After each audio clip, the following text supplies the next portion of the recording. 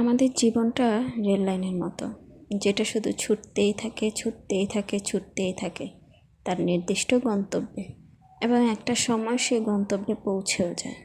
কিন্তু গন্তব্যে পৌঁছার পর সে বড়জোর 5 থেকে 10 মিনিট সেখানে টিকতে পারে, তারপর আবার তাকে ছুটতে হয়। এভাবেই আমাদের জীবনটা চলতে থাকে। আচ্ছা, আমরা এই যে জীবনে এত কিছু করি, এত টাকা পয়সা, এত সয় সম্পত্তি, এত কিছু করি, আমরা আসলে কতদিন সেই জিনিসগুলো ভোগ করতে পারবো তার কি কোনো গ্যারান্টি আছে? নেই, তার কোনো গ্যারান্টি নেই। 2 দিনের এই দুনিয়া, অথচ তার জন্য আমাদের কত কি আয়োজন, কত কিছু করতে হয়। আসসালামু আলাইকুম। অনেক অনেক অনেক দিন পর চলে আসলাম নতুন আরও একটি ব্লগ ভিডিও নিয়ে। আসলে কি বলবো, ভিডিও তো করাই ছিল, কিন্তু এডিট আর ভয়েস দেওয়ার ক্ষেত্রে কেন যে আমার এত অলসতা, আর এই অলসতা যে কেন এখনও কাটিয়ে উঠতে পারলাম না সেটাই বুঝতে পারছি না। তো যাই হোক, আপুদের নিয়মিত ভিডিও তো দেখতেই থাকি, আপুদের ভিডিওগুলো, তাদের কথাগুলো শুনি, তাদের কাজগুলো দেখি, অনেক ভালো লাগে। মাঝে মাঝে তাদের ভিডিও দেখে অনেক অনুপ্রেরণা পাই যে আমাকেও তো ভিডিও এডিট করতে হবে, ভয়েস ওভার করতে হবে। কিন্তু পরক্ষণে আবার যে কোথায় চলে যায় সেই অনুপ্রেরণা বুঝতেই পারি না। তো সেদিন অনেক বৃষ্টি পড়েছিল, বৃষ্টির পরে বিকেলের আকাশটা কত সুন্দর ছিল, নিশ্চয়ই দেখেছেন আপনারা। আর প্রতিদিনের মতো আমাকে তো সে জোর করে একবার না একবার বাহিরে নিয়েই যাবে, যতই বৃষ্টি হোক কিংবা ঝড় তুফান হোক। বিকেলের দিকে যেহেতু একটু বৃষ্টি কম ছিল, তাই দুজন একটু রেডি হয়ে গেলাম, বাহিরে থেকে একটু হেঁটে আসবো।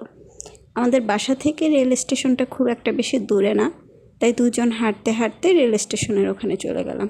রেল লাইনের ওখানে কিছু সময় কাটিয়ে ট্রেন যাওয়া আসা দেখে তারপর চলে আসলাম বাসায়।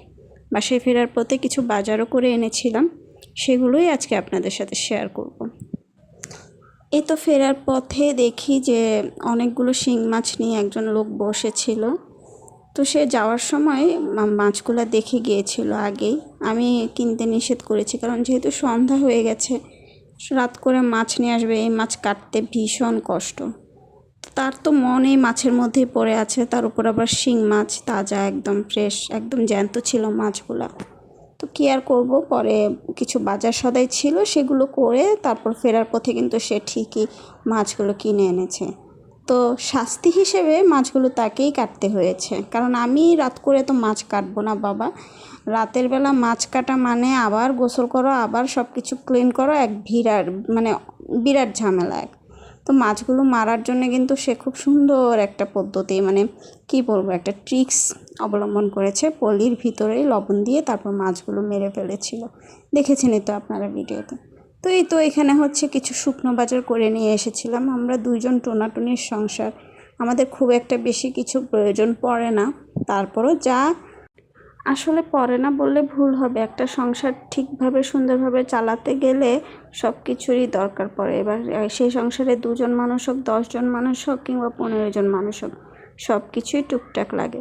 তো এই তো আমি কিছু চাল, তারপর চা পাতা, তেল, মরিচ, এগুলো নিয়ে এসেছিলাম। তো এগুলো এখন রিফিল করে নিচ্ছি। কৌটোতে আগে কিছু চা পাতা ছিল, সেগুলো একটা বাটিতে ঢেলে নিয়ে তারপর হচ্ছে নতুন যে চা পাতাটা এনেছি সেটা আমি একটু ঢেলে নিচ্ছি। এটা কি করেছে, ওই দোকানের যে ছেলেটা ছিল, ওই ছেলেটা হচ্ছে প্যাকেট ছিঁড়তে গিয়ে একটুখানি করে ছিঁড়ে ফেলেছিল। তো ওইটাকে আবার সুন্দর করে প্যাকেটের মুখটাকে আটকিয়ে দিয়েছিল। তো এই তো আমি হচ্ছে চা পাতাটা এখন এটার মধ্যে ঢেলে নিলাম। আসলে চা ছাড়া না আমার একদমই চলে না। আমার হাজব্যান্ড একটুও চা খায় না, মাঝে মাঝে জোর করে ওকে সন্ধ্যার সময় দেই 1 কাপ, তাও মাঝে মাঝে, হয়তো দেখা যাচ্ছে সপ্তাহে 1 দিন কিংবা 10 দিনে 1 দিন এরকম। কিন্তু আমার প্রতিদিন হচ্ছে সকালবেলা আর সন্ধ্যাবেলা চা খেতেই হবে, এটা আমার একটা নেশার মতো আর কি বলতে পারেন। আমার মতো আর কে কে আছে অবশ্যই আপনারা জানাবেন। তো এই তো এখানে হচ্ছে তারপর ডালটাও রিফিল করে নিলাম। আর এখন হচ্ছে আটা আর ময়দা এনেছিলাম, 2 কেজি আটা, 1 কেজি ময়দা। তো টোটাল দুটো মিলে 3 কেজি হবে। এটা দিয়ে আমাদের অনেক দিন চলে যাবে, যেহেতু আমরা একবেলায় আটা খাই, রুটি খাই আর কি। রাতের বেলায় বেশিরভাগ সময় রুটি খাওয়া হয়, দিনের বেলা সকালবেলা খাওয়া হয় না। তো এই 3 কেজি মিলে প্রায় 15 থেকে 20 দিনের মতো আমাদের চলে যাবে। তো এতক্ষণ পর্যন্ত যারা আমার সাথে আছেন, আমার ভিডিওটা দেখছেন, তাদেরকে একটা ছোট্ট রিকোয়েস্ট করব, আমার ভিডিওটা যদি আপনাদের ভালো লেগে যায় তাহলে একটা লাইক দিয়ে দিবেন, আর একটা সুন্দর করে কমেন্ট করে জানিয়ে দিবেন। আমার ভিডিওর কোনো অংশ যদি খারাপ লাগে কিংবা ভালো লাগে সেটাও আপনারা কমেন্ট করে জানিয়ে দিয়ে যাবেন। আর যদি খুব বেশি ভালো লেগে যায় তাহলে আমার চ্যানেলটা সাবস্ক্রাইব করে অবশ্যই আমার পাশে থাকবেন। কারণ আপনারা যদি পাশে না থাকেন তাহলে হয়তো আমি কোনো দিনও এইখানে মানে আমার পরিচিতি বাড়াতে পারবো না, আমি উপরে উঠতে পারবো না। আর আপনাদের একটা লাইক, একটা কমেন্ট আমাকে ভিডিও বানাতে অনেক বেশি অনুপ্রেরণা করে। তো যাই হোক, এই তো এখানে হচ্ছে এখন আমি আটা আর ময়দাগুলোকে একসাথে চেলে নিলাম। আপনারা দেখেছেন আমি একটা পেপার না আসলে এটা একটা ক্যালেন্ডারের পাতা, সেই পাতাটা বিছিয়ে তারপর হচ্ছে আমি ময়দা আর আটাটাকে চেলে নিয়েছি। কারণ আমার বাসায় না এত বড় কোনো থালা নেই যে আমি ওটার মধ্যে রেখে ময়দাটা চালবো। আর ছোটো জিনিসে দেখা যায় চালতে গেলে যখন ময়দা চালতে যাই তখন হচ্ছে বাহিরে ছড়িয়ে ছিটিয়ে পড়ে যায় আর কি। তো ওই জন্য কী করবো, বাসায় যেহেতু কিছু নেই, এত বড় কোনো থালা নেই, তাই একটা ক্যালেন্ডারের পাতাই নিয়ে নিলাম। নেই যেহেতু এখন কি করব, কিনেও এখন আনতে পারবো না, যেহেতু রাতটা প্রায় অনেকই হয়ে গিয়েছিল। আর আসলে কিনবো করে কেনাও হচ্ছে না, যেহেতু নতুন সংসার, এখনও ওভাবে অনেক কিছুই গুছিয়ে উঠতে পারিনি। আমি এর আগের ভিডিওতেও আপনাদের বলেছিলাম। তো দেখি ইনশাল্লাহ একটা না একটা সময় করে গিয়ে কিনে। তো উপরে একটু ময়লা ছিল, সেটা আমি একটা ন্যাকড়া দিয়ে মুছে দিলাম। এই যা ফেলে দিলাম। তো এই যে কাজ করতে গেলে কিছু অকাজ হয়, কি আর করার। যাই হোক, হাজব্যান্ড যাতে না দেখে তাড়াতাড়ি করে একটু ক্লিন করে নিলাম। অবশ্য দেখলেও কিছু বলতো না, তারপরও টাকা দিয়ে কিনে এনেছি, ফেলে দিয়ে নষ্ট করলে তো একটু কষ্ট লাগবেই, স্বাভাবিক। তো এই তো হলুদের গুঁড়াটা ঢেলে নিলাম। 1 প্যাকেট হলুদ এনেছিলাম 100 গ্রামের মতো। এটা দিয়ে অনেক দিন চলে গেছে, প্রায় 15 দিনের মতো চলে যাবেন। তারপর এটা হচ্ছে মরিচ, এটা এনেছিলাম অনেক দিন হয়েছে, মানে যখন আমি এই বাসায় নতুন আসি ফেব্রুয়ারি মাসে এনেছিলাম, তো এখনও রয়ে গেছে আর কি। তো এই তো এখন মরিচটাও একটু রিফিল করে নিচ্ছি।